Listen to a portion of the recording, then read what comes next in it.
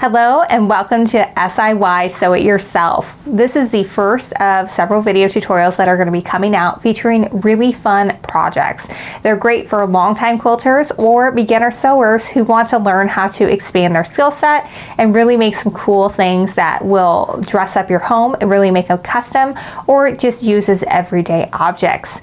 You can get lots of ideas on quick and easy projects over at siy-sew-it-yourself.com. It's brought to you by the Jaftex family of fabrics, and that encompasses Free Spirit, Henry Glass, Studio E, and Blank.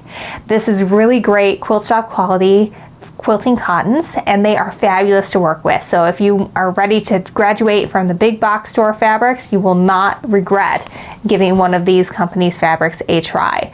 There are going to be kits available that you can get from different SIY participating retailers across the country. Make sure you visit siy-sew-it-yourself.com for a list of participating retailers. There are going to be several that you might be able to get near you, and if there's no one located close to you, there are lots of online retailers where you can get some goodies as well.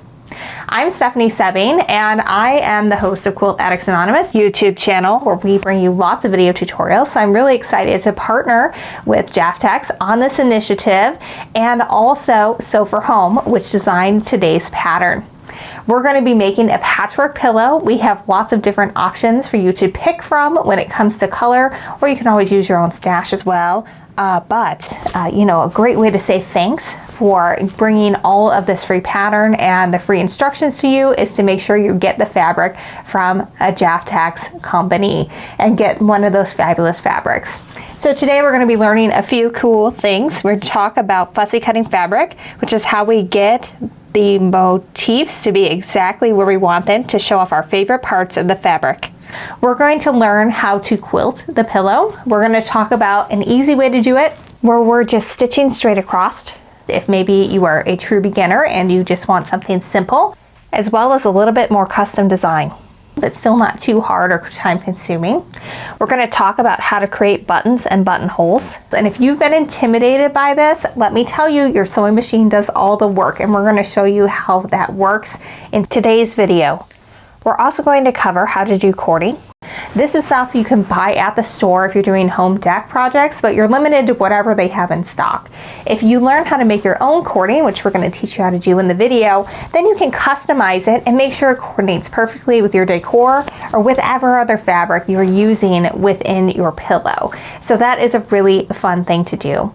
All right, so again, we're going to have some modifications for you. So if all that sounds like it's a little too much, we're going to show you how to do it without the cording. We're going to show you how to do it with simple quilting, and we're going to give you some examples of what it looks like if you either skip the buttons altogether or if you just have decorative ones that are sewn to the outside. Because there's all different levels, and you can customize it to whatever you want, because you know what? It's your project and it's for your home. Let's get started.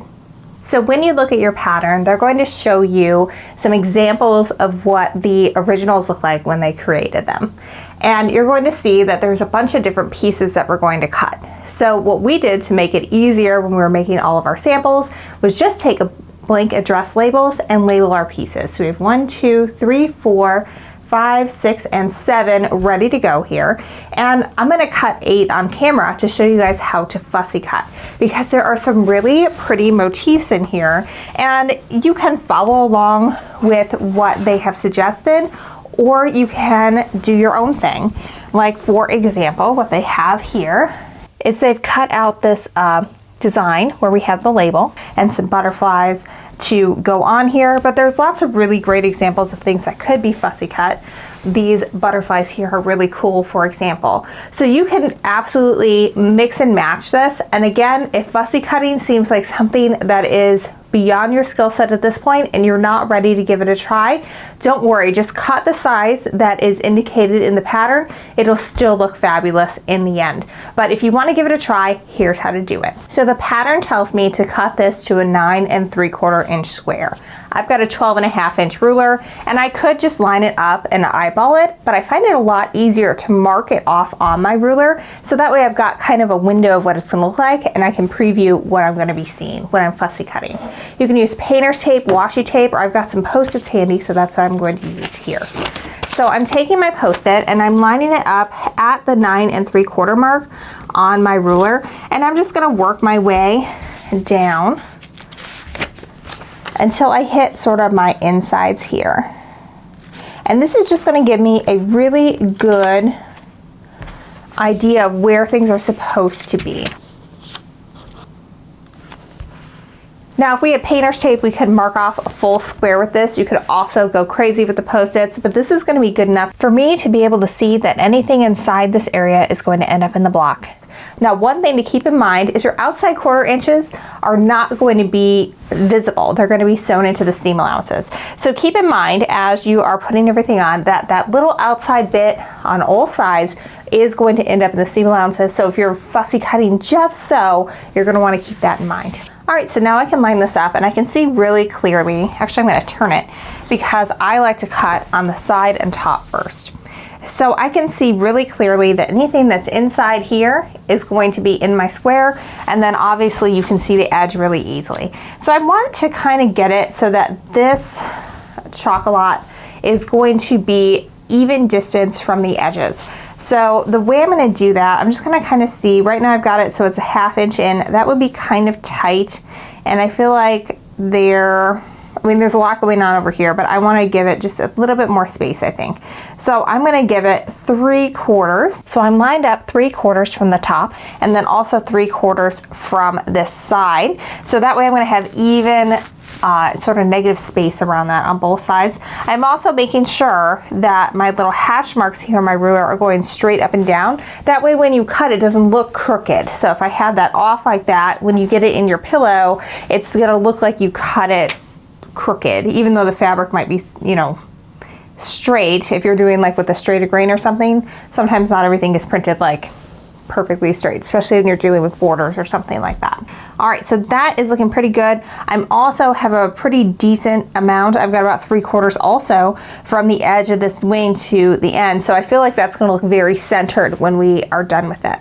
And everything is looking nice and straight on this side as well. So I'm going to go ahead and I'm going to cut on the side and the top. Now, if you are, I'm right-handed. If you're left-handed, it's going to be opposite. You're going to cut on your left side first. I always like to stand cut. I find I get better view of everything and everything turns out a lot better size-wise. Now, I've cut a little bit beyond where I need to be here. That's on purpose. I want to make sure that I've got some fabric here that I can move around.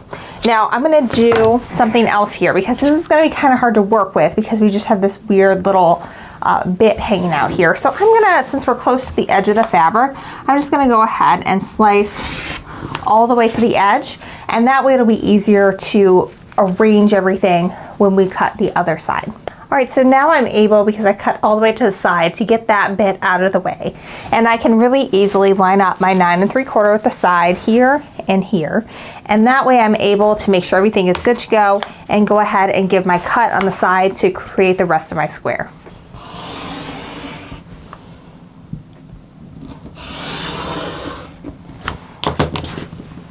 So when you do this, you kind of end up with fabric that looks like Swiss cheese, but the results are very cool, and you can always use this in another quilting project. All right, so I can remove that, and I'm ready to just slide it in place and get this pillow sewn together. All right, now we're gonna start sewing. You're gonna need to sew a 1/4 inch stitch for the majority of this pattern. And you wanna refer to your sewing machine manual to see if there's a 1/4 inch stitch built in. There is one for mine. If there isn't, I highly recommend buying a 1/4 inch foot. That way you're able to put it on here and it will sew a 1/4 inch as long as your fabric is lined up with the edge of your presser foot. Other ways to do it is to look at the 1/4 inch mark on your machine and just keep things in line with that. And then you can sew with your needle in the center position. I'm gonna go ahead and set my machine to sew a 1/4 inch stitch. So you can see my needle has moved over to the side some. So that way I'm going to be able to do that. Now, the standard foot that came with your machine is meant for dressmaking, which is a 3/8 inch seam, which is why we have to pay a little bit of attention to it if we're going to be doing things like patchwork with a 1/4 inch seam. All right, so I'm going to start by just sewing these guys together. So I'm just going to take my piece 1 and my piece 2, I'm gonna flip them right sides together. Now, if you want, we can pin these. I'm gonna go ahead and do that for the first couple so you can see how to do it. But once you get more comfortable with it, you absolutely can skip pinning at this step. There's points when it's needed, but for these short little seams, it's usually not necessary as long as you've cut everything correctly. All right, so I'm just gonna grab these two and I'm just gonna lay them so that the side I'm pinning is facing away from me. I find that works best from an ergonomic standpoint. So I really like these flathead pins for quilting projects. I'm just going to line up my corners and I'm just going to put a pin in. And the idea is to put the pin in so you can pull it out easily as you're sewing. I'm right-handed, so I can just pull that out as I'm going. And the other part is to pin where it matters. So we want to make sure that we are keeping our corners nice and in line with each other. So if we were to pin like maybe just across right here, that's not going to keep your corners together and you might have some trouble getting everything to go together later. So you make sure you're pinning where it matters the most, which generally is going to be where seams join and then also at corners. So you never want to actually sew over pins. You can break a needle doing that, but what you want to do is leave that pin in while you're getting everything lined up. Then once this presser foot is down, it's going to hold everything in place for you so you don't have to worry too much about it. All right, so I'm just gonna go slow and just stitch down. I'm making sure to keep the edge of the fabric even with the edge of my foot. Quilting and patchwork is essentially one giant geometric puzzle. As long as you cut everything correctly and you sew everything with the correct seam allowance, everything's gonna fit just fine. But if you're off in any of those things, you might have some issues later on. All right, so we're down to the bottom here and I can't hang on anymore and I needed to take my pin out. So what I like to do is just put my finger to the side and that helps me hold everything and maintain that 1/4 inch stitch all the way down. I don't know about you guys, but I really like to do all my pressing at once. So what I'm gonna do is I'm gonna lay piece 1 and 2 out there. And then I'm just gonna sew my 3 and 4 together. And then I'm gonna get my bottom row all together as well. This piece here, piece 5, goes across the entire side, so there's nothing to sew together there. Then we'll look and do the pressing instructions, but you can always follow in order too if you're following along with the pattern. It's up to you. Now, if you wanted to do this without pinning, what I do is I just line up my points here, and I will just put that underneath and get started. And I'll sew maybe a 1/2 inch or so in, and then I'll make sure that my points are on top of each other on the bottom as well, and just hold that with my fingertip. Then when we get to the point where I can't hold it there anymore, I'd move it to the side just like I showed you before.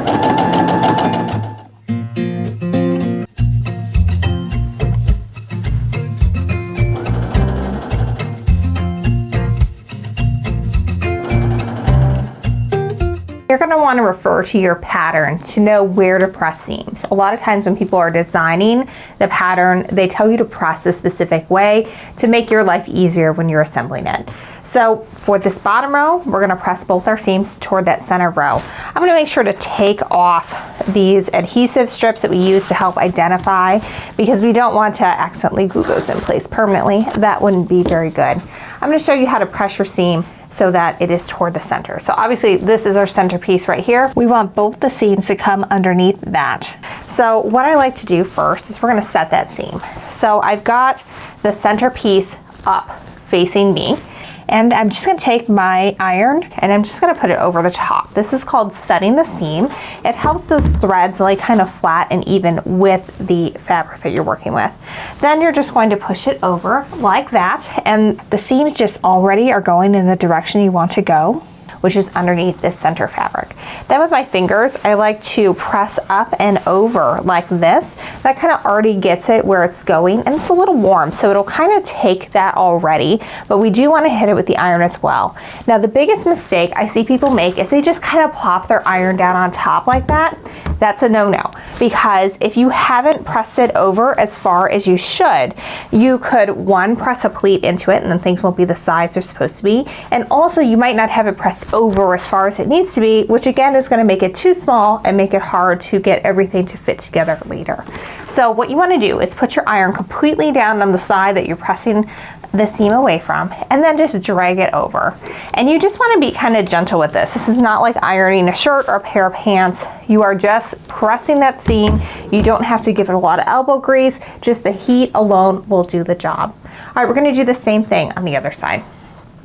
We're gonna flip it around again so that center piece is facing up, just like before. And we're going to just set that seam. And then we're going to turn it in, and you can see the seam is again going underneath this way, which is perfect. Give it a little finger press first, and then push that iron up. Now at this point, I like to just kind of straighten it out just a smidge, get it nice and flat, and then just hit from both sides. All right, so we're gonna go in the order of the instructions for the next step, and then we'll press those in a little bit. All right, so what we're supposed to do now is pin piece 5 to our bottom row that we've created here. This is one where I will always pin it because this is a really long strip of fabric. It's easy to get off, especially if you haven't cut right, or maybe your quarter inch seams aren't quite right, or maybe you have a little bit of work to do on your pressing. So if this is not fitting exactly with this, those are the things to check. Did I cut everything correctly to start with? How is my quarter inch seam? Is everything pressed over as far as it can be, or is there like a pleat or a little bit extra fabric folded in there somewhere?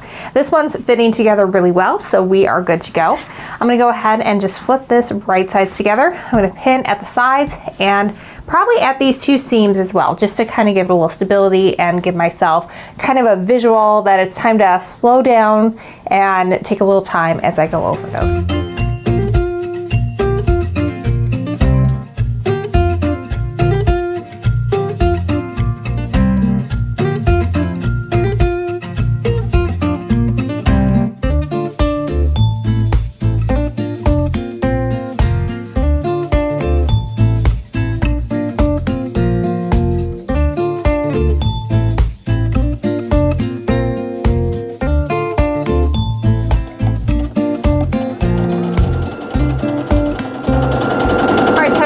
Along the entire length of the seam.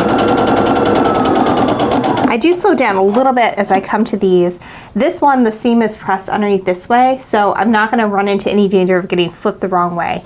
But here, the seam is going that way. So sometimes when you go over this little lip of your sewing machine, that can get pushed the other way. So here's how I avoid that happening, is I can, one, just put my hand on it, and that'll help it stay where it's supposed to be. You also can just lift it up, and that it'll flip the right way as well. And then you won't have to make the decision of, do I want to pin this or rip it out, or am I good to go? I'll just leave it be and go from there.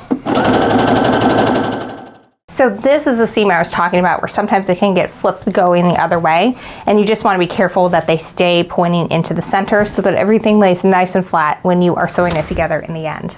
Now it's time to press this row. Now, whenever I'm pressing seams underneath, I always like to press toward the path of least resistance. We have no seams on this side, they're all on the other. So I'm gonna press the seam so that it's underneath the side that has no seams.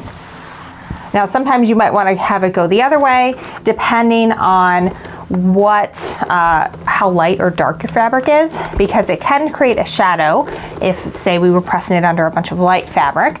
But in this case, this is just going to lay flatter if we are able to press it under that nice center one with no seams. All right, so the next step in your instructions is going to tell you to sew piece 3 and 4 together. We've already done that for efficiency's sake.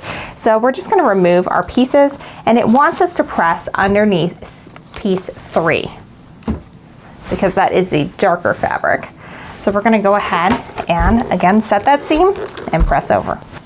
So from a piecing standpoint, this is literally the only somewhat tricky thing that you need to pay attention to when you're putting this together. Now, these seams are meant to line up with one another, but we have a nice straight piece of fabric in between it. So it's gonna require a little bit of extra finesse when we are getting ready to pin this. What I'm going to do is I'm going to flip this over. Now I can see very clearly my seam right here. This is what we want to have it line up with when we're putting the pin on right here. So what I'm going to do is I'm going to take my ruler and I'm just going to line it up with that seam that we want to align it with. And I'm going to go ahead and extend that line all the way up. That way I've got something to look at from both sides, and I can make sure I'm good to go. So that way when we flip it back over and we put everything right sides together like this, I can see my seam here, and I also can see my pink line back here to line everything up with. So I can take my pin, I can put it right inside that seam allowance, And then I can find the pink line back here and put it through there as well.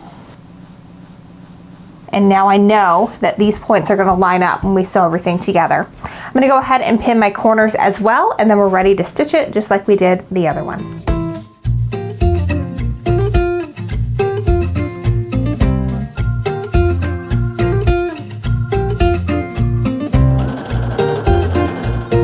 I'm gonna go ahead and press this one as well so that the seam is underneath that big straight skinny piece that we have. So I'm gonna go ahead and set my seam and press over. That turned out really well. This is right on top and it just took a little bit of extra marking on the wrong side. All right, we're gonna go ahead and press our piece 1 and 2 and then we're gonna add it to the top and then we are done piecing our top. So I told you this is going really fast. So for this one, we're gonna press our seam allowance under piece 2.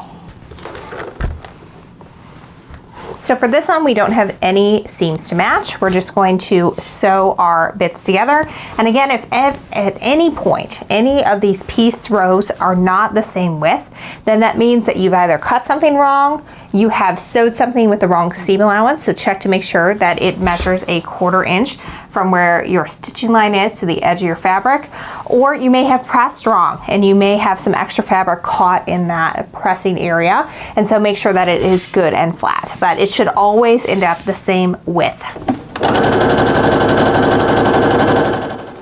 All right, for this one, we're going to press that seam allowance so that it is underneath our first row that has pieces 1 and 2 in it. So again, just give that little bit of finger press. That way none of these edges kind of want to poke back at you. That can happen sometimes.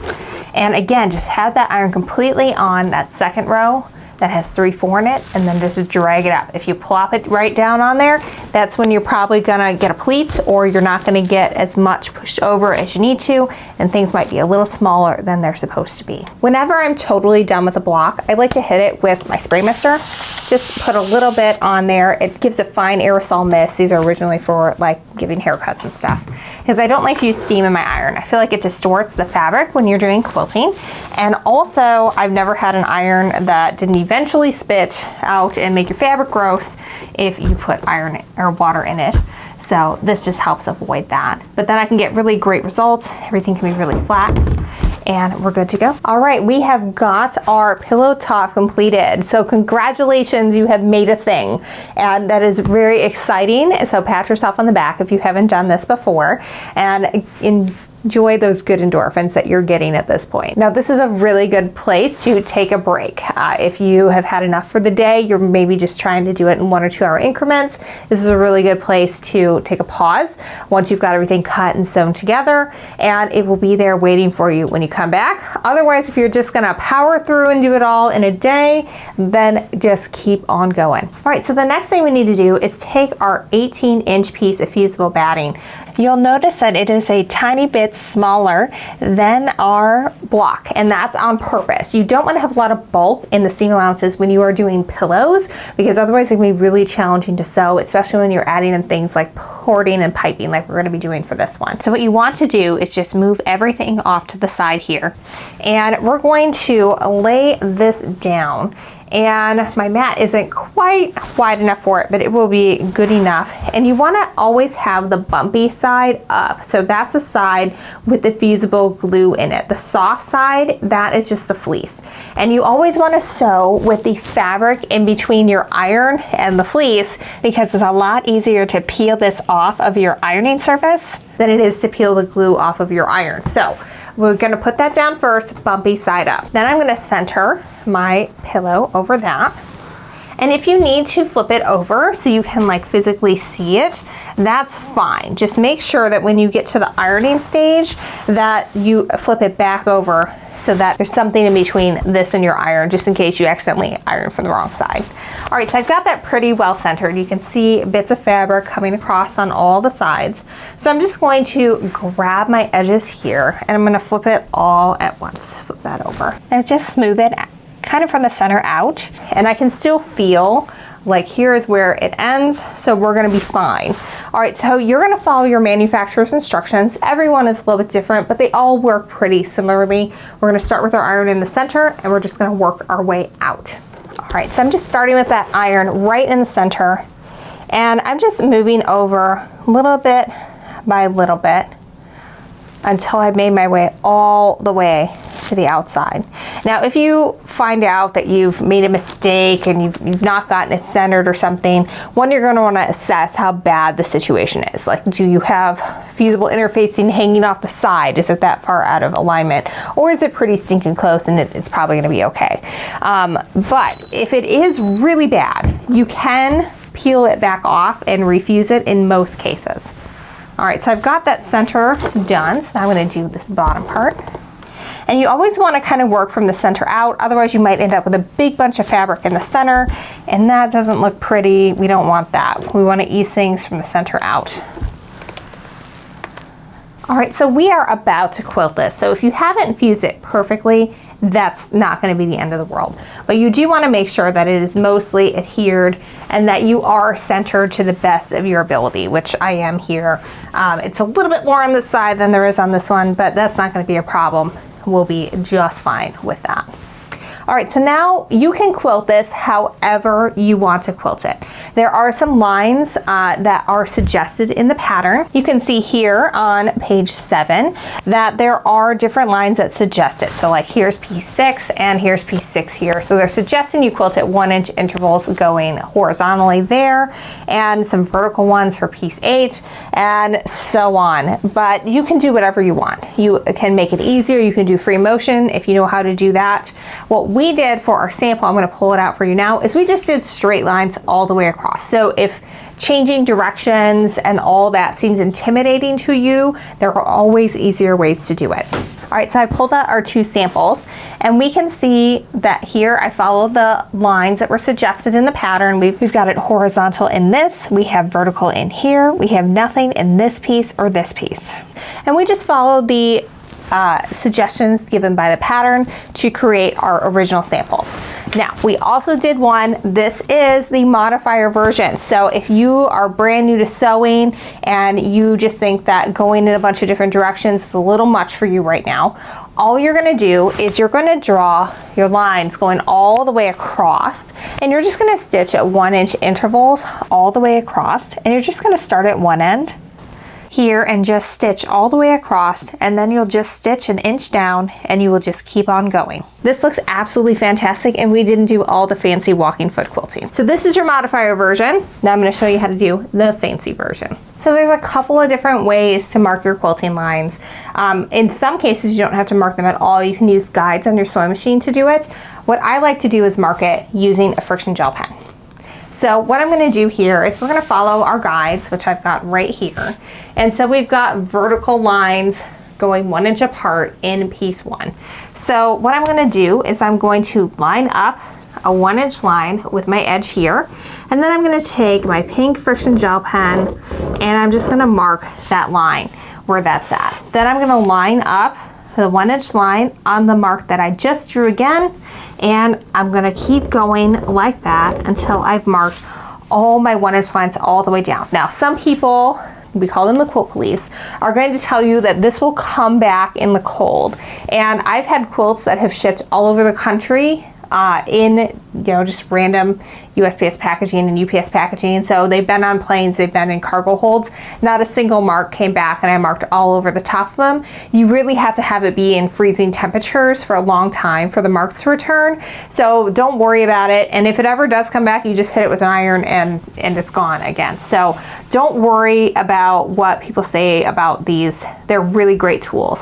But as long as you're keeping an inch line even with your seam allowance, and then here, you're gonna have a really great guide to follow. So these come in a bunch of different colors. They're really great. I love them, and I suggest you check them out.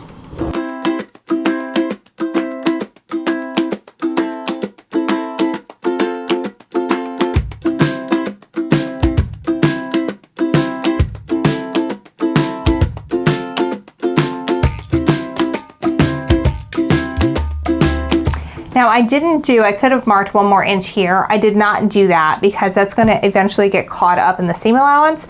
so you just don't have to worry about that. Now, one note I didn't say, but you guys should know, is that this has to be, if you're going to choose to mark this, it has to be with something that will be removable. So take some of your extra fabric and test it to make sure that it is going to come off using the instructions provided by the tool you use. And this one, it's heat, and you just iron it and it goes away. And make sure that that works on your fabric before you start marking up your entire pillow, or you might end up being sad if it doesn't come out the way it's supposed to. I've never had a problem with these, so. All right, so for 4, we're supposed to be going sideways if we're gonna follow the pattern instructions, which we are in this video.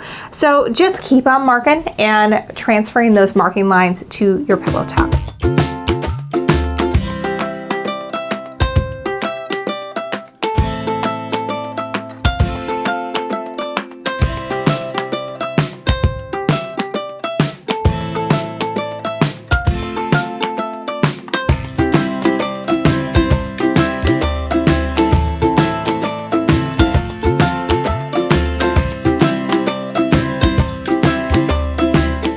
All right, so I finished transferring all my quilting lines to my quilt front.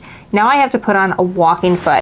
These are really cool contraptions. They come with a lot of sewing machines, but you may need to purchase a separate one. So talk to wherever you purchase your sewing machine from to get one that works with your model. What they have is they've got feed dogs on the top here, and that helps move the different layers of fabric through at the same pace. So it's really critical to have it whenever you're putting things like binding on your quilt, or if you are quilting, which we're doing in this case. Now this claw attachment, some of them have claws like this, and some of them have just little bars that will sit on top of this piece here that goes up and down with your needle, and that's what moves those upper feed dogs to move everything through at the same pace. Now refer to your sewing machine manual because every machine is a little bit different, but here's how I change out my regular presser foot to the walking foot. First, there's a little piece in the back here. I'm going to press that, and that releases my foot. So I'm going to take that and just store it in here so I don't lose it. That's very important.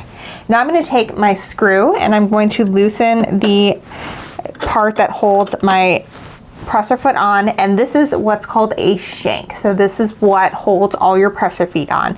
Now mine just drops down. For some machines you have to completely unscrew that screw in order for it to work, and again, store it with your sewing machine compartment so you don't lose it. Ask me how I know. So now this part here is going to attach just like that piece that we just unscrewed. So we're going to set that in. You might have to unscrew it a little more to fit it in there. And this is very important. You have to get it so that the claw is either on your shank or over, depending on if it's a bar. So now we're going to go ahead and tighten up our screw.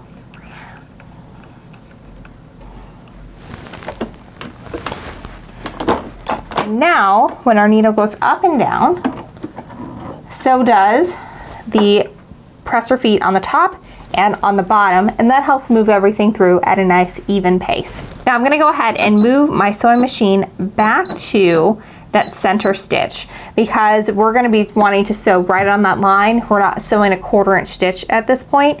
I also usually increase my stitch length to about 3.5 because it doesn't need to be super tight because we're not really holding fabric pieces together at this point. We are going to be sewing our layers together to create the texture, which is still important. We have to get everything attached to each other, but it's also decorative, so it doesn't need to be as tight. All right, so what I'm going to do here, I'm actually going to start, I think, on this one because we can see the lines just a little bit better. This fabric has pink lines in it, so it's going to be a little challenging to see what is a pink line and what is that I marked versus in the fabric. But we have lines coming up and down here. So what I'm going to do is I'm going to start over here and I'm going to stitch down, then I'm going to stitch in the ditch along this seam here and come up, and then I'm going to keep going up and over like that. That way I don't have to break my thread and I can start with it out here. So that way I'm less likely to have to bury threads or deal with that and have that poking out at some point. And it's a lot more efficient. So here's how we're going to get started with that. I'm just going to start here at the edge and I'm just going to start stitching down that line that I drew.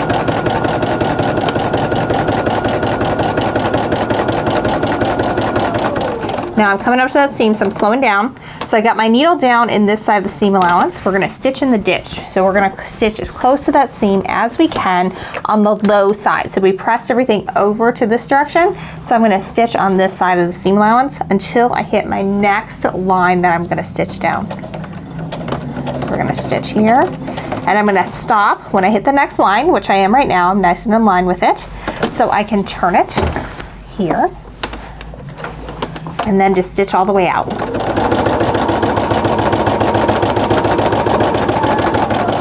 Now for this part, I'm just gonna stitch out to about a 1/4 inch out. We're not gonna see this in the end because it's going to be covered up with our, in our seam allowances. So I'm just about a 1/4 inch away from the edge. I'm gonna stitch down so I'm even with the next line.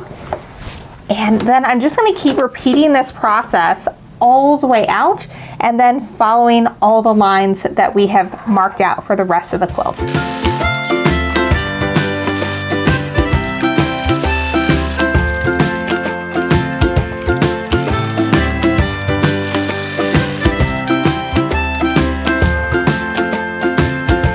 Now if you overshoot it a little bit like I did, just hit the reverse stitch and it'll get you right back where you need to be, and then you can turn and keep going.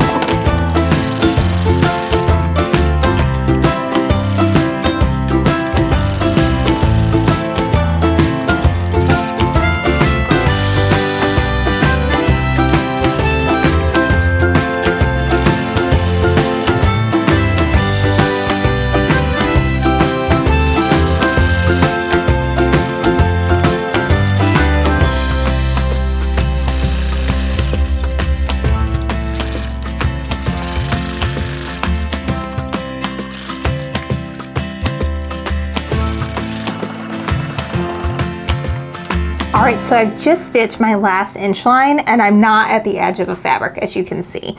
So you've got a couple options. One, you can back stitch a little bit and cut your threads, or this is the easiest way. All you're gonna do is you're going to turn it to the side like this, and then we're gonna stitch in the ditch all the way to the edge, and that way we don't have to tie off any threads or worry about anything maybe coming loose as we use the pillow. Alrighty, so I'm gonna keep on stitching following the directions, the suggested lines that we have in the pattern. So I'm gonna do going this way here, going up and down here, and going side to side here.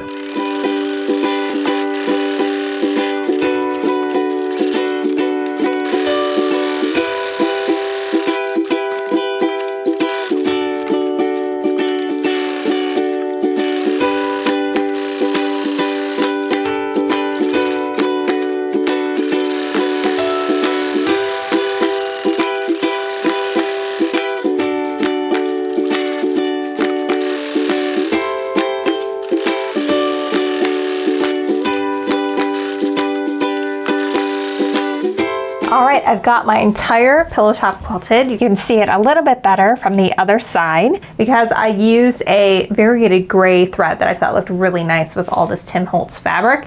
And we've got our lines going in different directions as suggested by the pattern, leaving a few spots blank. All right, now in my case, I need to remove my lines with heat, so I'm gonna put my iron on this, but make sure you follow the manufacturer's instructions for whatever marking tool that you used. All right, congratulations, you're completely done with the top to your pillow. So the front is all done and ready to go. Next up, we're going to sew our backs together and learn how to do that envelope closure, buttons, and cording. So make sure you stay tuned for that, and we will continue on. Again, this is a great stopping point if you're doing it in little chunks. Otherwise, just keep on watching. All right, so we're gonna start with our pieces that we have. You're gonna have 2 9 pieces, then you're gonna have 2 10s. One is an underlap, so it's gonna sit underneath the buttons, and that is the part that the buttons actually get sewn to. And then you have the overlap, and that's the section that we're going to sew the buttonhole into. Now, we labeled all of our panels at the very beginning of this, and we just used blank address labels. It works really well, so you can label everything. When you're labeling your 10s, I highly recommend that you label them as your underlap and your overlap. That way you know what you're working with when you get to it, and you don't have to keep referring back to figure out what's what.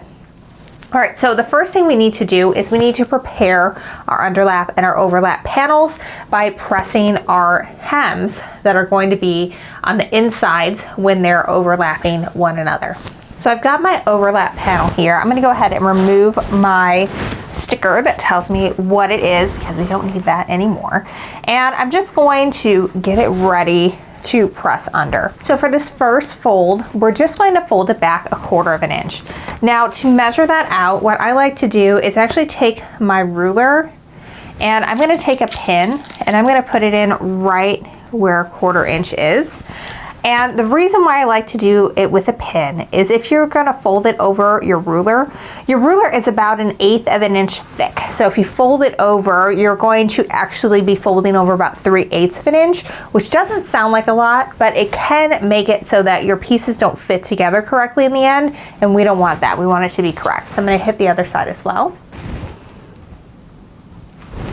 Now I can fold this over right where that pin is, and I know I've got 1/4 inch, and I can just press that and then keep that same distance going all the way down until I hit my pin on the other side as well.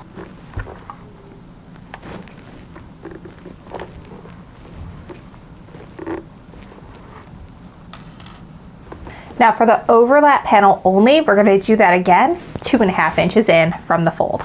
So I've got my 2.5 inch even with that fold that we just created, and I'm going to put my pin marks on both sides at 2.5 and just repeat what we just did. Now since we are doing a little bit bigger fold here, what I'm going to do is I'm going to start the fold to start with and get that over and just kind of fold it down. Make sure you don't, poke yourself. But I've got it in line, everything is looking good, and we are ready to press this in place. All right, so our overlap is now pressed. We are not going to do any hemming at this point because we need to sew it together and put in some fusible interfacing before we do that step, but this part's ready to go. Now we can work on our underlap. This one starts off the same way. We're gonna do a 1/4 inch fold in, and then we're gonna follow it up with 1/2 inch.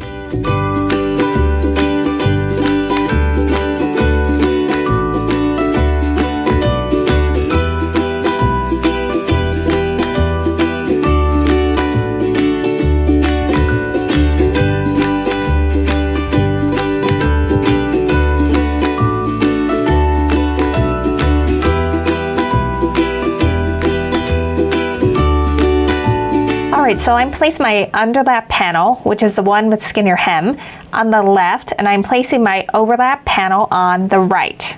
Next, you want to take your 9 pieces and lay them out. If you're using directional fabric, you want to make sure that everything is going in the correct direction. So here we can see that there's writing. Here's parcel post again down here. And they're both going in the correct direction, so that way we won't have it looking funny when everything is all together. I'm going to go ahead and move my pieces now that I'm good to go there. Now we're going to pin these guys right sides together. So we're going to do it with that raw edge because we want those hemmed edge to be facing, because that's what's going to overlap and hold our pillow closed. And we're going to pin them as well. There's no need to go overboard, but it is really helpful to make sure you're pinning at the corners and then your center as well. And do the same thing on the other side. All right, so I've got my pieces ready to sew. Now this is really important. The instructions tell you to sew a 1/2 inch seam allowance here. We've been using a 1/4 inch seam up until now. A 1/2 inch seam is not one that I sew very often, and most presser feet are 3/8 inch presser feet. So I'm actually gonna draw my seam allowance on. There's no shame in doing this if it helps you do everything correctly. So that way I'm just going to line up the 1/2 inch mark with the edge of my fabric here, and I'm just going to take that marking pen, the same one that goes away, and I'm just going to mark the stitching line. That way I've got something I can just sew right on top of. I don't have to think about it, and it'll just make it a lot easier to get everything the way it's supposed to be. Now I've switched my sewing machine back to my regular presser foot and shank. We are going to need to go back to a walking foot in a little bit, but if you wanted to not have to switch your feet out so much, you could do this step when you're piecing your front instead of waiting until now to do it. All right, I'm just stitching right on that line that I drew so I can make sure I get that 1/2 inch seam allowance. If you want to save a little bit of time and thread, you can chain piece these. So when you get done sewing one, you're just going to leave a little bit of space in between and just let your sewing machine feed the next one right on through. Then when you're all done, you can either clip the sewing machine threads or you can use your little thread cutter on the side of the machine to just cut it right off. All right, so now we're gonna go ahead and set that seam again, and we're gonna press it so that the seam is underneath our overlap and underlap panels.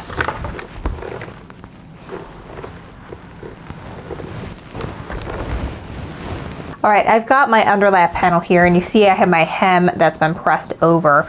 Now I'm actually going to take the larger of the two pieces, and I'm going to arrange it so that the edge of this fits right in where that fold is, where we created it in that 1/2 inch. So that should be nice and even with it. And again, you're trying to center it so that it's not going too far to the side. And we've got that in a nice good spot. So I'm going to flip it over because I've got the glue side facing the wrong side of my fabric, just like we did when we got the rest of it together. But again, I never ever want to press with my iron directly in contact with my Fusible, because if I make a mistake, it's a lot easier to get it off of your ironing surface than it is off of your iron. And again, make sure you've got a good distance on the edges so that the Fusible is not going all the way to the edge, so that way your seams aren't bulky when we assemble our pillow.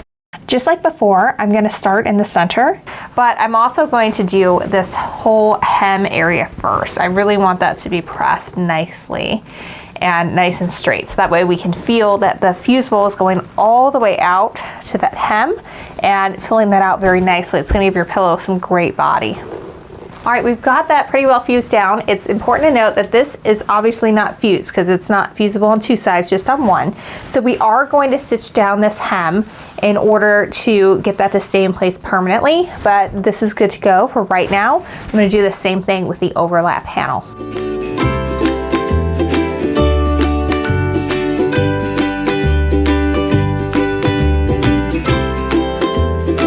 Now is a really good time to double check that all your directional fabric is still going in the same direction. It is here, so we are good to go. I'm going to mark my lines. The pattern suggests that you do vertical lines in 1 inch increments in piece 9 only, but again, you can do whatever you want. Just keep in mind that we are going to be putting some buttonholes in here, and so it's going to get maybe a little busy if you do some stuff in there as well. For our modifier version, we also just did straight up and down quilting just in piece 9. So that is very easy. It's totally something you can do, and it's super simple to accomplish. I'm going to mark my lines again, and then we're going to be ready to do our next step of stitching down our hems and quilting.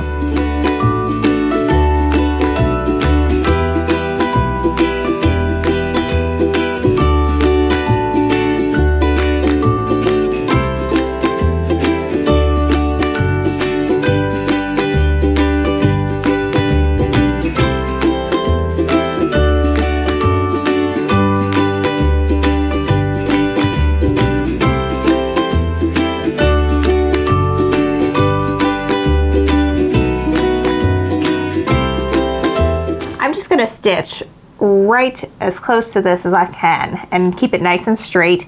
That way that hem will stay in place nicely as I'm working on everything else. I did also increase my stitch length to 3.5. All right, so now I'm just ready to quilt my vertical stitching lines. If you were wondering how we just stitch right across, if you were doing that as the modifier version, this is exactly how you're going to do it here.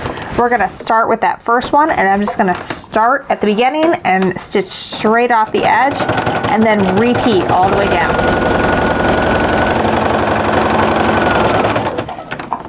All right, so I've got that first one done. I'm just going to use the thread cutter over here, or if you've got an automatic threader on your machine, it's a great time to use it. And we're just going to start over. There's no need to hide any of those threads. They're all going to be caught up in those seam allowances anyway.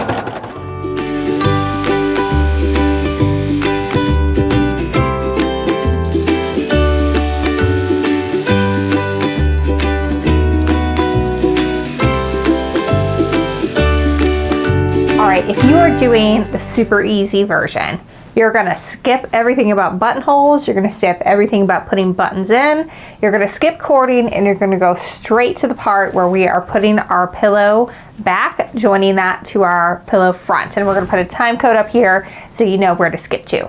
Now, if you wanna pay attention, it's definitely worth doing. Now, I'll tell you, all my staff were too intimidated to do buttonholes, but it's super, super easy once you know how to use your buttonhole foot, which I'm gonna show you how to do here in just a second. And it really, the sewing machine does all the work for you. You just need to know how to set it up. So it really is very easy. We're gonna cover that next, and it'll be demystified. Then you'll be able to do it in garments, bags, anything, pillows, of course. But if you wanna skip this, it absolutely will work. You will be able to have a pillow that closes.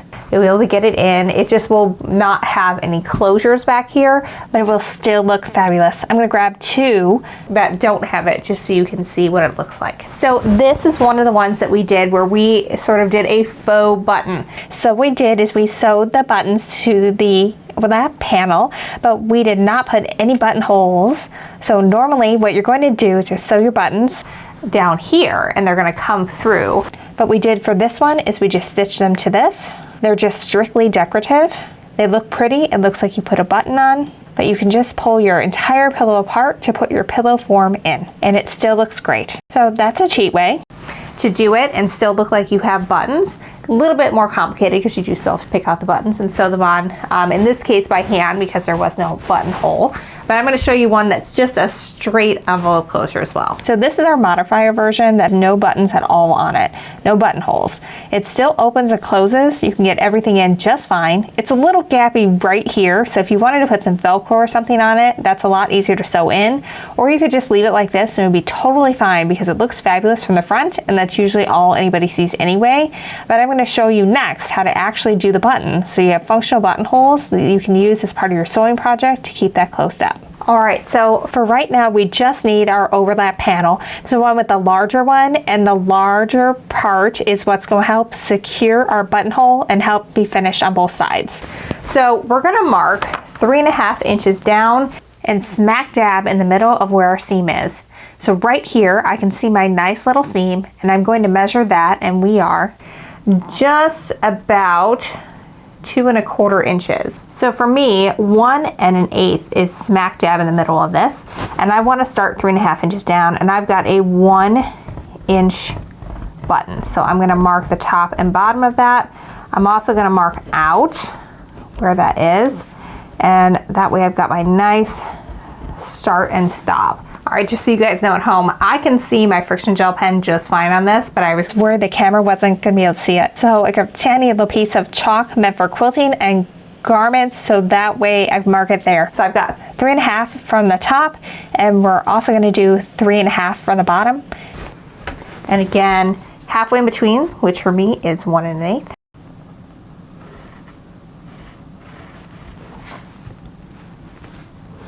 It's important to mark the top and bottom as well, because that's going to be your nice stop and start. It's going to be really good to be able to see that. And then we're also going to mark so that we're 9.5 inches as well for the center. All right, so this contraption is a buttonhole foot. It's really slick, and it will sew the exact correct size buttonhole you need. So if you want to do small ones for garments, it works for that. If you want to do big ones for this, it works for that. So what we're going to do is we're going to take this piece and we're going to slide it out. All right, I've got about the biggest size button that my foot will accommodate, and it's a little rounded on the bottom, so I'm actually going to turn it upside down, and it's going to fit just a little bit better in there. So this tells your sewing machine how far back it needs to go, because it's going to stitch from between here to here. You can kind of see that from the, if I turn it to the side, that there are little bits that it will sew in between to create your buttonhole stitch. Now I'm going to show you how to set this up on your actual sewing machine so that it just knows what to do. All right, so we talked about this piece here earlier. This is what your normal regular presser foot attaches to, and you can press the little lever in the back to release it. Now every sewing machine might be a little bit different, so consult with wherever you got yours from if you're unsure on how to use your particular foot, but they all function in a similar way. So the part that typically attaches to is this little bit right here. You can see the little gray bar, the metal part. So I'm going to position that right underneath, so that way I can lower my foot and it'll grab a hold of that. Now it's ready to sew. So now for a buttonhole foot, there is one more step to get this ready. There's a little piece right here that we're going to pull down. And we want that to be behind our foot. And those little plastic bits here, it's going to sew all the way to the back till it hits it, and then it's going to know that it has to come back because it's made the correct size buttonhole. So it's really slick once you know how to use it. Now I'm just going to select a buttonhole stitch. So here is the stitch that I'm going to use. It's just a really simple one. On my machine, I just have to turn the dial till I get to stitch 46, and it's ready to go. Remove the controller for the pedal because I'm going to use the start stop button to do this. That way I just have to hit one button and it will just sew my buttonhole for me. It's so slick. All right, so I'm going to work with the majority of the work on the left side because this machine is going to do its own thing and I don't want there to be a bunch of bulk in here that would potentially impede that. You can see that there's a little hole in there. I'm going to position that hole so it's at the bottom of my little T. I want to be able to see that whole T in there because that's going to be dead center with my marks in there, and then it's going to work backward to sew the buttonhole. All right, so we can see my mark. I want that to be right in the center. All right, we're nice and lined up here. Now all I have to do is hit the start button on my machine and it's going to sew that. I do kind of keep a hand to the side just to kind of help, in my mind, make sure that it's straight. I don't know that that's necessary, but it makes me feel better about the situation. All right, here we go. Magic is going to happen.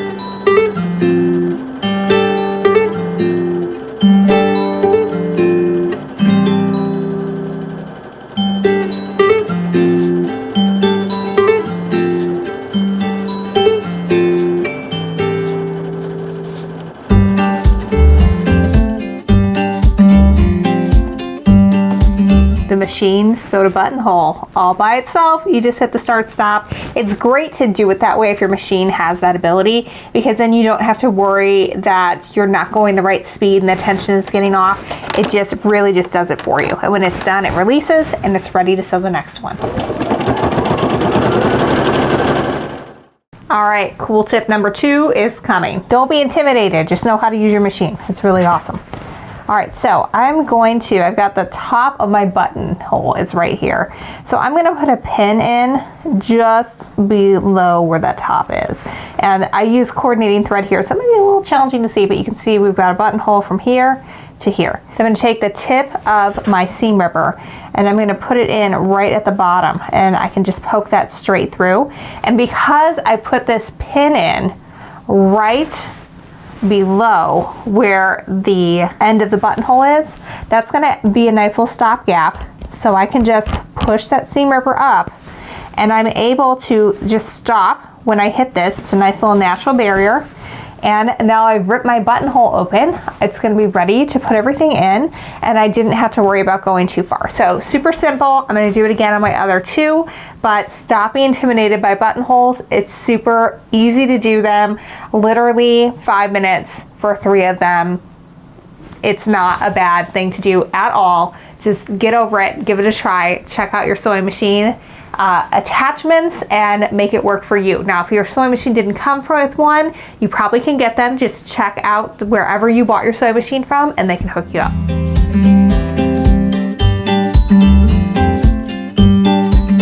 Now, if you want, you can also add a little bit of fray check to the inside of those buttonholes. That'll keep your seams from fraying over time.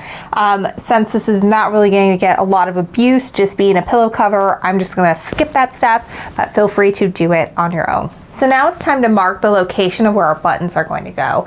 And I'm going to do that by first laying out my pillow top so I can get everything to be the correct size. So I'm going to start by first laying out my underlap panel. That's the one that the buttons are going onto that I haven't done anything to yet. And I've got everything nice and even with my corners. So I don't have everything right sides together yet. That's not necessary at this step. We're just figuring out button placement. Now I'm going to do the same thing on this side to get everything nice and lined up with those corners. So now I'm pretty good to go, and I can take my marking tool and I can just put it right in the hole of that button and I can mark it really nicely there. and I'm just going to mark in there pretty dark. I'm probably gonna also go over this with the white so you guys can see it at home, but I can see it just fine. I can see all my pink marks, but this just gives me the guide of where the buttons are supposed to be. All right, so we just need our underlap panel right now. That's all we're working with, and we're gonna get another foot. This one installs buttons on your machine. It's pretty cool, it's pretty awesome. And what you do is your button is just gonna go right inside of it. It's really neat. So I'm actually gonna do this for real once it's actually on my machine, but I wanted to show you this now. So we've got our buttons and then we have our buttonholes, and I wanna sew from side to side. On this one, it's a 4-hole button stitch. So I'm gonna put this in so it kind of looks diagonal when it goes in. And this part here kind of comes down some. This is a very large button that I'm working with right now, but it does open up to accommodate that. So you can see I can slide that in so that my buttons are right even with those red dots. And then I'm just going to be able to adjust the width of my zigzag stitch so that it goes right back and forth in between those button holes.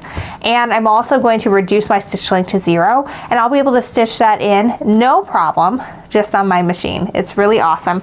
You're just going to make sure that it is arranged right over where you want it to be, right underneath there when it's on your sewing machine, and you are going to be good to go. All right, now I like to get the piece in place first. I find that that's easier if I've already got it where it needs to be. I'm just going to lift up, and sometimes I have to really pull up on this, especially when I have a big button, in order to get that to slide in where I want it to be. All right, make sure I'm aligned where I want to be. I've got my mark here, so I'm putting my button right centered on top of it. All right, now I just have my standard zigzag stitch selected on my machine. Now if I go down, we can see that my needle is hitting the button, so that is not good. We don't want that to happen. So I need to move my needle, make that a little bit bigger. For me, I found that 5.0 stitch length or stitch width works the best. And I'm gonna remove my stitch length down to 0 because I just want it to go back and forth. I don't wanna mess with anything from there. All right, so I'm using my hand wheel on the side here to do my first couple to make sure that it's going in and out, and it is just fine. All right, so I like to kind of hold it on the sides. For this one, I'm just gonna hold in the front for you so you can still see it going back and forth. Now I'm just going back and forth. You can use your foot pedal to do this too. I'm gonna do it about 7-8 times.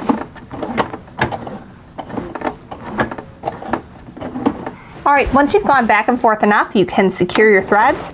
And then what you're going to do is you're going to pull forward so that it comes right off of that little guide. And then you're good to go. You can just snip your threads. Now because this one has 4 holes for its buttonhole, I'm going to repeat to go across the other way as well. And then I'm ready to put the rest of my buttons on. We're still just going to feed that in like we did before. You want to slide it underneath and in between and get everything nice and lined up. Go ahead and go back and forth.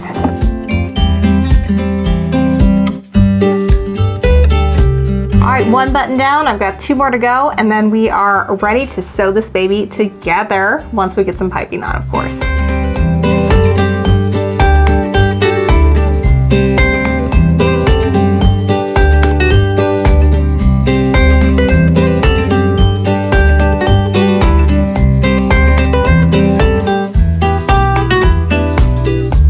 Before you get too much further, it's a good idea to just put your buttons in your buttonholes to make sure they fit.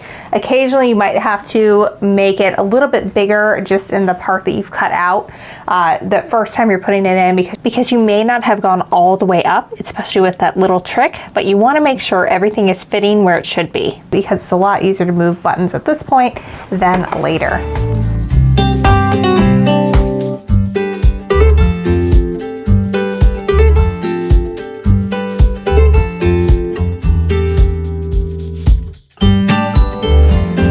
All right, we are looking good. Buttons are in a good spot. Our tops and bottoms are nice and even, and we are ready to work on our cording. Now, if you're doing this project in steps, now's a great time to take a break and come back to it later. What we have to do next is we're just going to put together our cording which is going to go around the top only. And then we're gonna sew everything together and close it up. So if you're just really excited to have it finished, go ahead and keep on going. Otherwise, take a break and we'll see you back in a little bit. So when you make cording, it has to be on the bias. That way it is able to turn around those corners really well for your pillows. So I'm gonna show you how to make enough bias piping for 2 pillows from 1 fat quarter. So the first thing we're going to do is I'm going to square it up. So I'm going to start by cutting off my selvages. All right, so once I've got that piece nice and straight, I'm just going to flip my fat quarter around, and I'm lining up just any inch line with the bottom, and I'm just going to square up the next edge, and then I'm going to keep working my way around until I've got a nice square rectangle. Now that I have right angles on all of my pieces, I'm going to take my ruler, and most of them have this, where you have additional lines on there. So I'm looking at my 45-degree line. That's what I want to do to line up. You've got them on both sides. And I'm going to line that up with the bottom so that it's even with the bottom, and then I've got an edge of my ruler coming straight out into that corner. Because what we're going to do is we're going to cut off a right angle triangle to help us create that bias, so that way we can do continuous bias piping for the cording on this pillow. All right, once I've got that first part cut, I'm just gonna go ahead and line up nice and even with the edge I already cut, moving this out of the way so I can see it a little better. Cut the rest of the way across. Now I have a right angle triangle that I've cut off, and then I've got a right angle triangle plus a little bit extra over here. So I'm gonna take the edge here and the edge here that were previously the tops and bottoms of my rectangle, and I'm going to lay them right sides together, and I'm just going to pin along the entire side. Now we're going to stitch a 1/4 inch seam down the edge that we just pinned. So now you should have a parallelogram, and we're going to be marking 2-inch lines to create 2-inch piping, starting with the bias edge. So you can see the diagonal is going this way, so that is the bias. So this is our bias edge. And you can tell that you have the bias edge because your 6x24-inch ruler should not make it all the way across. It does make it all the way across when you're on the straight of grain edge. So if you do not have to move your ruler down in order to continue marking that line, you're on the wrong edge. So it's a really easy way to tell. I like to use a pencil for this step because then it doesn't come off when I'm ironing later, and then I can still see pretty well what I'm doing.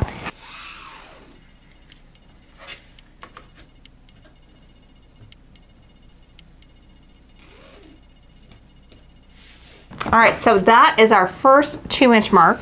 So now I'm going to take the 2-inch mark on my ruler again, and instead of lining up with the edge, I'm lining up with the mark that I just did, and I'm going to keep doing that all the way up.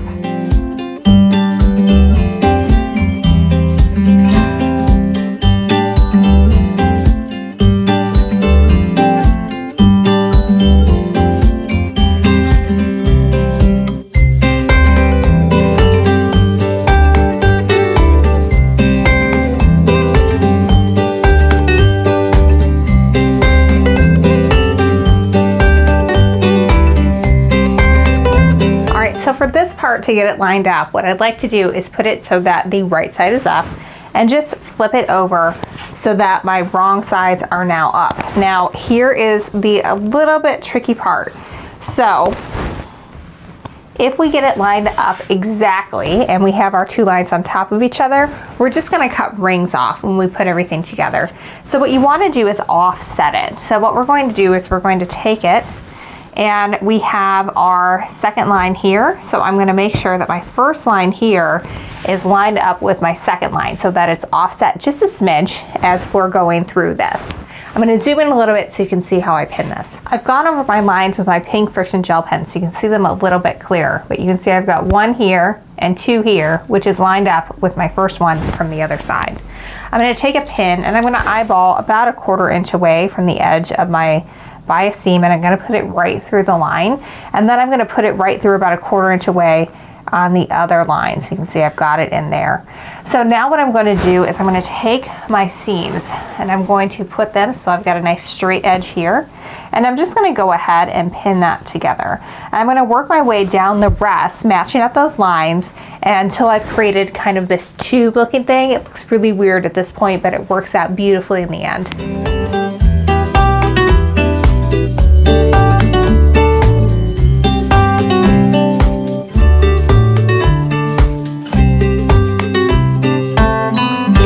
So now I'm just going to sew a 1/4 inch seam down the entire side of this tube.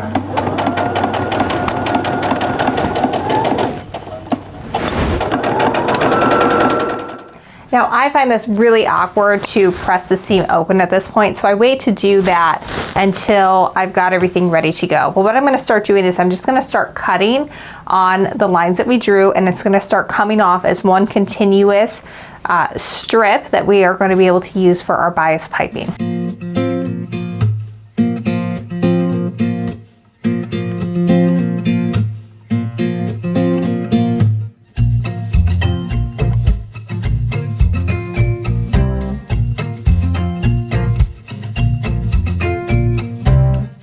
Alright, so now I've got enough of my bias strip, and you can see it's nice and stretchy. So it's going to go really well around those corners of your pillow. I need to press my seams open, and then we're ready to stuff it with cording. If a cording foot came with your machine, go ahead and grab that. If not, your zipper foot will work just fine, and that's what I'm going to be using here. So we're going to take our cording, and you're going to cut it to 84 inches, and then you're going to put it smack dab in the center of your bias strip that we created, and then you're going to fold it over, matching those edges, and then we're going to take our foot, and I'm just showing you here, and we're going to have it so that it is right up next to that, and we're just going to stitch all the way down to create our bias cording. You can also buy this in the store, but then you're limited to whatever they happen to have in stock, and this way you can create your own, and we're essentially just covering a piece of cording so that matches perfectly with the decor that we're working with. So we're just going to have that seam be right there, and you're just going to stitch on down, and you're going to have your sewing needle as far to the right as possible. I'm also going to increase my stitch length because this is a basting stitch. We just need to tack it down so it's easier to sew it to the edges of our pillow top, and then we'll sew at a regular stitch there. The other thing you need to know is that we're not going to start right at the edge. We're going to start in a little bit because we're going to need to have that edge free in order to attach it later to the pillow. Alright, so I put that zipper foot down so that it's on the left side, and I'm going to move my sewing machine needle so that it is in the furthest left position that is possible on my sewing machine. I'm going to increase my stitch length to a 5.0. That way we're just tacking this down as basting stitch, and we'll stitch it down with a regular stitch later. Alright, so just like I showed you, we're going to center that, and then we're just going to flip it over so that our edges are touching. Then I really only line up whatever is going to fit on my sewing machine throat, because otherwise it's just going to be too hard to keep everything together, and it's going to be a pain. Alright, so we're just stitching down, getting that together. You can see that it's holding it in place really well, and that gives us our good start to get everything ready. Alright, so I'm just going to keep repeating that process until I've stitched all the way to the end, and remember to leave a little bit open at the beginning and the end.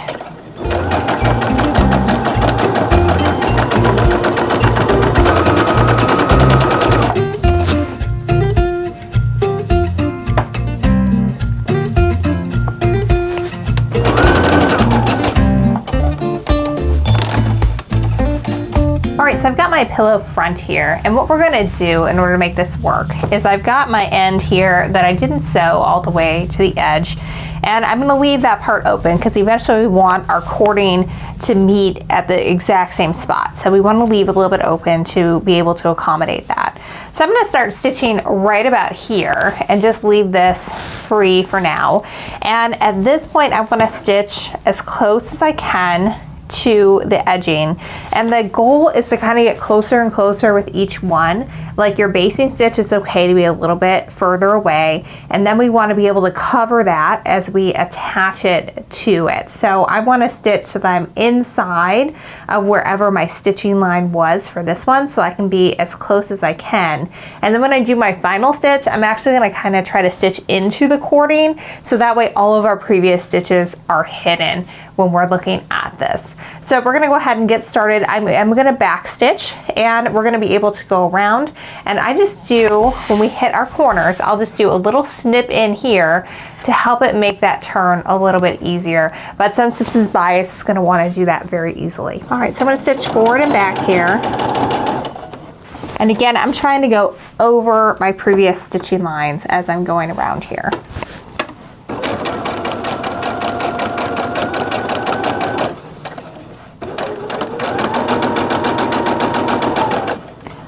Now I'm going to stop when I'm about a 1/2 inch away, because that's our seam allowance for this.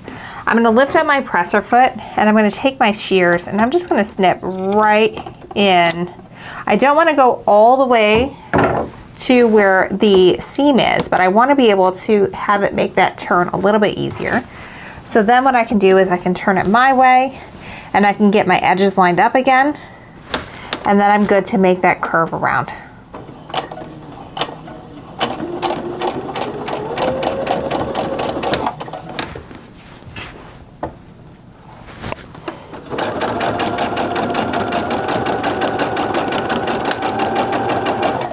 I'm no longer stitching with the basting stitch, by the way. I've got my regular 2.5 inch stitch length at this point.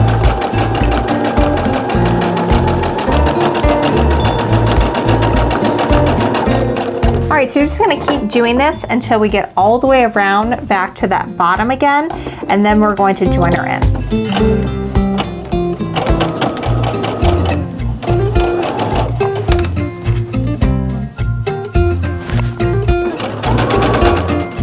All right, so now it is time to join our ends, so that way our cording meets at the same spot. So what I'm going to do is I'm going to allow this to be the point where it meets. I'm going to go ahead and just trim off the parts that are starting to unravel. Then I'm going to cut this off here, which is beyond where we need to be, but I'm going to go ahead and pick those stitches a little bit. This is yet another reason to use those basting stitches, because I guarantee you are going to have to pick back some in order to get these to meet where you want them to. All right, so if this is the end that I want to keep, then I need to trim this end so that it is even with it. So I'm just going to line up my scissors, and I'm just going to give that a trim. I'm also going to give this a little trim to shorten it up just a little bit. All right, so now here's what we're going to do. We're going to lay this down, and we're going to fold this piece back a little bit, so that way we can tuck everything inside of it, and nobody will know that it was ever tucked in. It'll just look nice and finished from the inside. So now we're going to meet our corded ends right there, and we're just going to be able to stitch all the way down, and it'll meet perfectly on the inside there. All right, so we have our folded over edge with our raw edge tucked in, and we have our corded edges meeting on the inside, and that's what it should look like at this point for you. And I'm just going to stitch. I'm going to start a little bit before I ended and a little bit after I stopped. If you want to give this a little pin or clip in order to keep that in place, feel free. This one is being a little bit unruly for me. We have done so many at this point. Of course, it's the one I do on camera that is being challenged, but it'll be fun. It'll look fabulous when we're all done.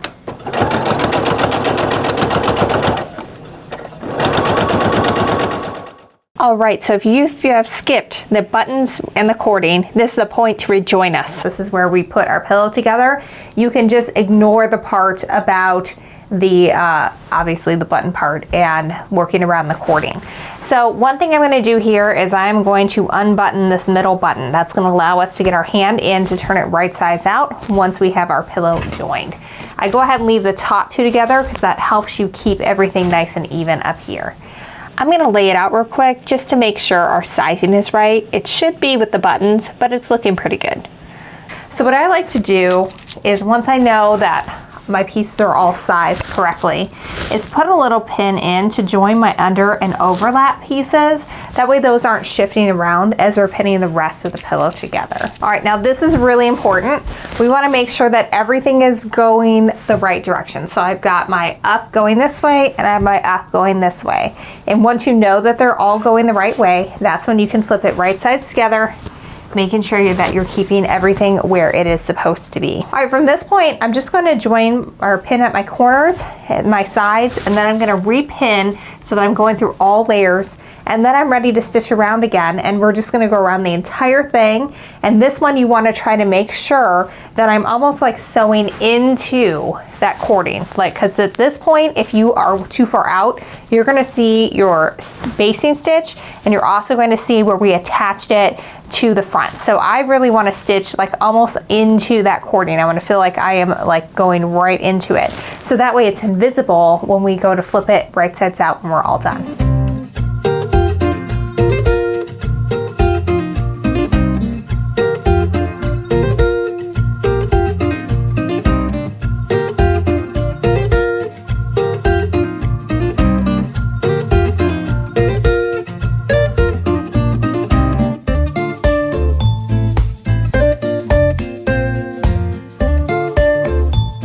Now I like to start at the bottom, that way if anything crazy goes on down there, you're gonna be hidden when the pillow's on your couch.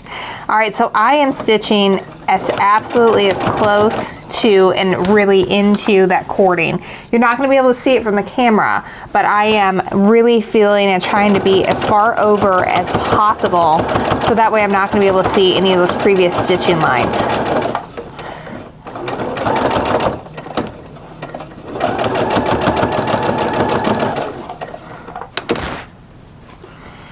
And I'm really going slow here and working to make sure I'm keeping my edges in alignment. When you're working with that cording, that takes a little bit extra effort to make that work.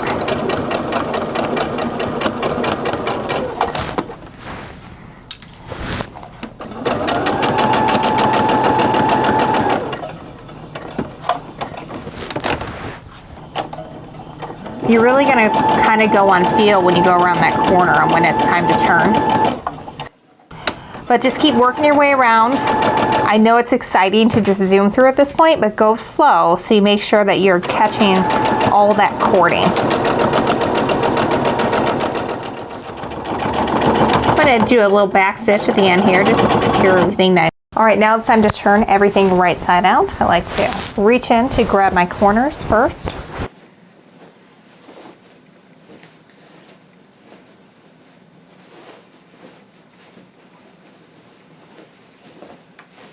Then make sure you take your fingers and push out those corners really well. It should go out very easily, especially if you have that piping. It will just do a nice little curve around the edges, but it also looks great if you skip that step. Now at this point, you kind of want to take a look around at your piping and make sure that we're not seeing any threads. I'm going to check from the front side as well. And that is looking pretty dang good. I'm not seeing any basting threads. I'm not seeing any threads from when I sewed it onto the top. So I'm gonna call this a good job. I'm gonna show you one where we didn't get it as close. And I thought to myself, do I wanna sew this closer or do I wanna use it as a teaching moment?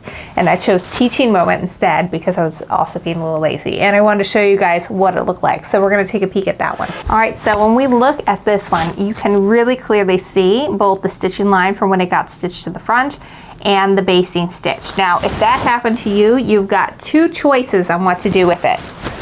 You can leave it and call it done, and if anyone points it out to you, they're not really your friend. So that's option number one. Option number two is just go around, turn it inside out again, and stitch around, this time closer to the piping foot, and you'll be good to go. This one is super cute. I love this pillow, by the way. This one, it's got little, I think they're alpacas and sheep in there. I think this would be lovely for a little nursery. I think it's just so sweet. And we use some pearl-like buttons. Obviously, they're not real pearl, but this is one where we did a modification. So we still got the piping on. We were go ahead and did a little extra with that, but we didn't do buttonholes.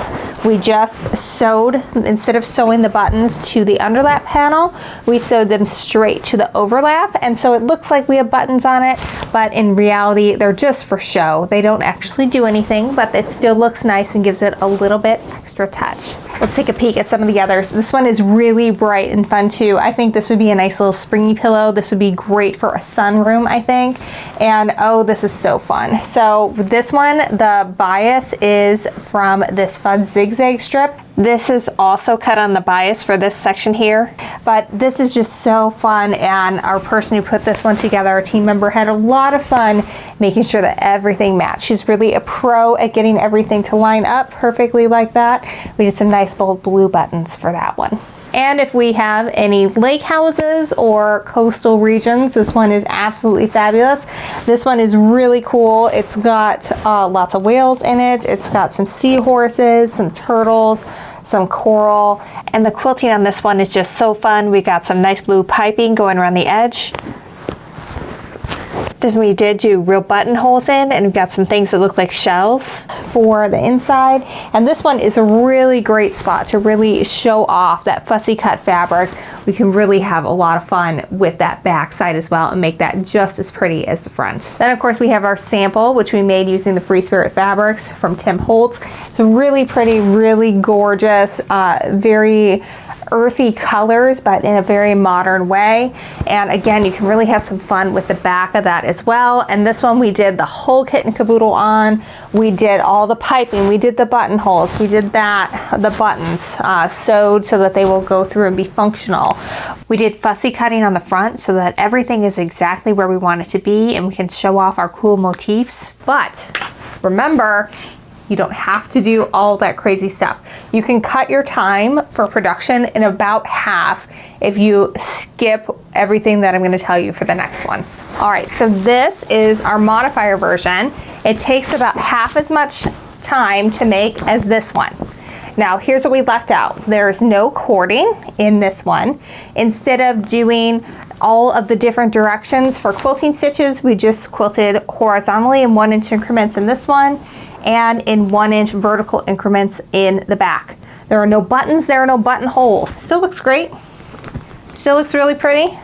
If you wanted, you could throw some Velcro on there, but it certainly covers just fine. Still looks really good. And we didn't fussy cut anything. Everything just kind of ended up wherever you wanted. So it just shows a random part of the exact same print. The same prints are used in all different areas. We just didn't fussy cut anything. And it really just makes it pretty easy, but it still looks great. Both these pillows look absolutely fantastic. One just is gonna go faster, which is obviously this one, and is a little less demanding on your sewing skill set. So if you are still learning and you want to make your own custom pillows, but the buttonholes are intimidating and the fussy cutting is intimidating and the piping is intimidating, skip all that. You're still gonna have a fabulous looking pillow. It's gonna look great and you are going to love it. Mountain Mist was kind enough to send over some pillow forms for this, so I'm gonna go ahead and throw that in there real quick before we wrap this all up. All right, well here we have it. We have our finished patchwork pillow. We learned a lot of skills today. We talked about fussy cutting, doing piping, buttonholes, and buttons all sewn on your machine, so that way it goes much faster and takes some of the intimidation out of it. And of course the cording, which looks fabulous. Like I said, you can buy this stuff at the store, but when you can coordinate it from the fabric that's in the line, it really just brings it to the next level in your customizations and making it unique to your home. Well, I hope you have enjoyed the first in these video tutorials for the siy-sew It Yourself that is brought to you from the Jaftex family of fabrics. That includes Free Spirit, Henry Glass, Studio E, and Blank quilting fabrics. They are all fabulous to work with. I stock a lot of them at my store, Quilt Addicts Anonymous, and these patterns and all the kit ideas you can get over at siy-sew-it-yourself.com. You can get the ideas from there, and then make sure you go check out and find a participating SIY retailer near you. These are all going to be independent quilt stores. Some of them have brick and mortar locations, some of them are online, some will be both, and so you can check and see if there's anyone near you. They might be having an in-person class that you can do if you need a little bit more hands-on help, or you can check out one of the online retailers and use our video tutorial to go step by step through it and teach yourself some new skills. So if you are a sewer who took it up during the pandemic to make masks, well, you can now take it to customize your home and make it absolutely fabulous and learn some new skills. If you are a longtime quilter, maybe you've never done a buttonhole before, or maybe you've never done cording. And so this is something you can do to stretch your skill level, or maybe you're just looking for a few different types of projects to tackle that are giftable and fast. This one can definitely be done in an afternoon, or maybe a day if you're taking a little bit more time, or you can break it up into sections like we did when we were recommending your spots to take a break. Well, make sure you follow along and like and subscribe so that way you know when the next videos are coming out. And until next time, happy quilting.